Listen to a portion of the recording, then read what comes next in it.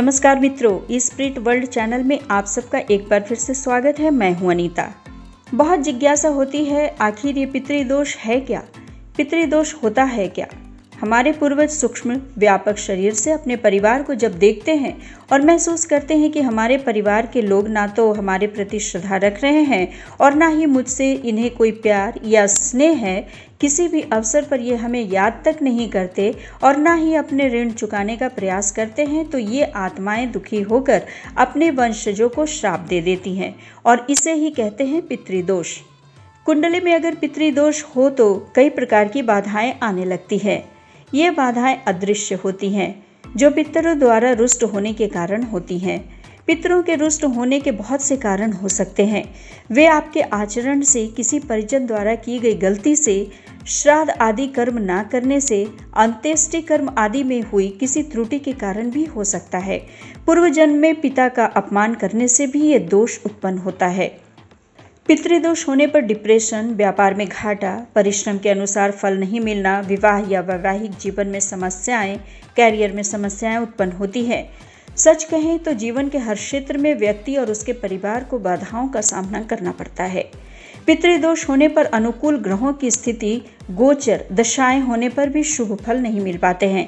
चाहे कितना भी आप पूजा पाठ कर लीजिए, देवी देवताओं की अर्चना कर लीजिए, लेकिन इसका शुभ फल नहीं मिल पाता है।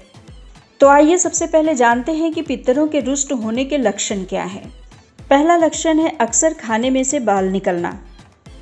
अक्सर खाना खाते समय यदि आपके भोजन में से बाल निकलता है तो इसे नज़रअंदाज ना करें।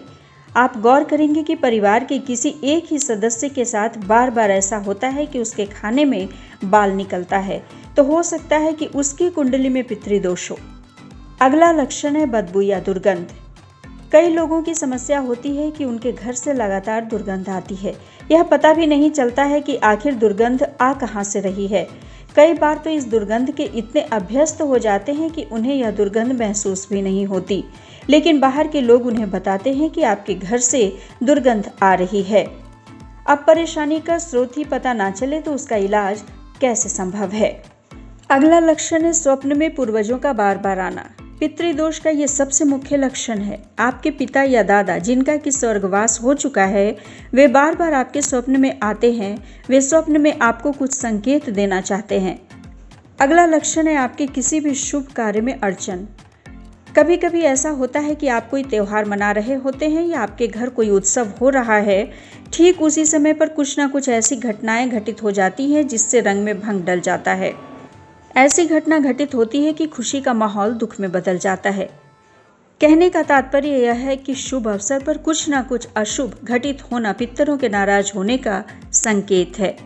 अगला लक्षण है घर के किसी एक सदस्य का कुंवारा रह जाना। बहुत बार आपने अपने आसपास अनुभव किया होगा कि बहुत अच्छा युवक है, कहीं कोई कमी नहीं है, फिर भी शादी नहीं हो रही है। एक लंबी उम्र निकल जाने के पश्चात भी शादी नहीं हो पाना कोई अच्छा संकेत नहीं है। ऐसे लड़के की कुंडली में भी पितृदोष हो सकता है। यदि प्रॉपर्टी की खरीद फरोख्त में दिक्कत आती है तो भी आप मानिए कि आपकी कुंडली में पितृदोष है।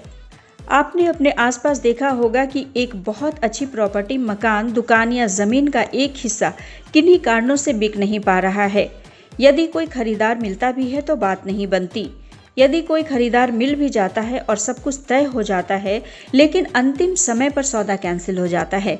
इस तरह की स्थिति यदि लंबे समय से चली आ रही है तो यह मान लेना चाहिए कि इसके पीछे जरूर कोई ऐसी अतृप्त आत्मा है जिसका उस भूमि या जमीन के टुकड़े से कोई ना कोई संबंध है। अगला लक्षण है संतान का नहीं होना। कई बार मेडिकल रिपोर्ट में सब कुछ नॉर्मल होता है, फिर भी संतान सुख की प्राप्ति नहीं होती। हालांकि आपके पूर्वजों का इससे संबंध होना जरूरी नहीं है, लेकिन ऐसा होना बहुत हद तक संभव है। जो भूमि किसी निसंतान व्यक्ति से खरीदी गई हो, वह भूमि अपने नए मालिक को संतानहीन बना दे। अब जानते हैं कि आखिर पितृदोष को शांत कैसे किया जाता है। जिन लोगों को पितृदोष के कारण परेशानियों का सामना करना पड़ रहा है, उन्हें षोडश पिंड दान, सर्प पूजा, ब्राह्मण को गौदान, कन्यादान, कुआं, बावड़ी, तालाब आदि बनवाना, मंदिर प्रांगण में पीपल, बरगद आदि देव वृक्ष लगवाना चाहिए।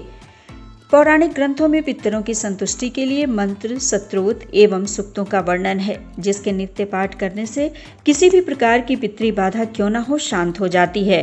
अगर नित्य पाठ संभव ना हो तो कम से कम प्रत्येक माह की अमावस्या और आश्विन कृष्ण पक्ष अमावस्या को तो अवश्य करना चाहिए। वैसे तो कुंडली में किस प्रकार का पितृदोष है, उस पितृदोष के प्रकार के अनुसार पितृदोष की शांति करवाना अच्छा रहता है। भगवान भोलेनाथ की तस्वीर या प्रतिमा के समक्ष बैठकर ध्यान लगाएं और इस मंत्र का नित्य एक माला जप करें। मंत्र होगा ओम तत्पुरुषाय विघ्नहे महादेवाय च धीमहि तन्नो रुद्रः प्रचोदयात्। मंत्र को फिर से सुन लें। ओम तत्पुरुषाय विघ्नहे महादेवाय च धीमहि तन्नो रुद्रः प्रचोदयात्। इस मंत्र की एक माला नित्य जाप करने से समस्त प्रकार के पितृदोष, संकट बाधा आदि शांत होकर शुभत्व की प्राप्ति होती है। मंत्र जाप प्रातः या सायंकाल भी कर सकते हैं। अमावस्या को पितरों के निमित्त पवित्रता पूर्वक बनाया गया भोजन तथा चावल, बूरा, घी एवं एक रोटी गाय को खिलाने से भी पितृदोष शांत होता है। अपने माता पिता सहित सभी बुजुर्गों का सम्मान करें। सभी स्त्री कुल का आदर सम्मान करने और उनकी आवश्यकताओं की पूर्ति करते रहने से पितर हमेशा प्रसन्न रहते हैं। पितृदोष जनित संतान कष्ट को दूर करने के लिए हरिवंश पुराण का श्रवण करें या स्वयं नियमित रूप से पाठ करें। प्रतिदिन दुर्गा सप्तशती या सुंदरकांड का पाठ करने से भी इस दोष में कमी आती है। सूर्य पिता है, अतः तांबे के लोटे में जल भरकर उसमें लाल फूल, लाल चंदन, रोली आदि डालकर सूर्य देव को प्रतिदिन अर्घ्य दें और अर्घ्य देते समय 11 बार ओम घृणी सूर्याय नमः मंत्र का जाप करें। ऐसा करने से पितृदोष शांत होता है और पितर हमेशा प्रसन्न रहते हैं। प्रत्येक अमावस्या वाले दिन अपने पूर्वजों के नाम दूध, चीनी, सफेद कपड़ा, दक्षिणा आदि किसी मंदिर में अथवा किसी योग्य ब्राह्मण को दान करना चाहिए। पितृपक्ष में पीपल की परिक्रमा अवश्य करें। अगर 108 परिक्रमा लगाई जाए तो पितृदोष अवश्य दूर होता है। तो मित्रों, कैसी लगी ये जानकारी कमेंट बॉक्स में ज़रूर लिखें और शेयर करना ना भूलें। फिर मुलाकात होगी अगले वीडियो में किसी नए विषय के साथ। तब तक के लिए नमस्कार।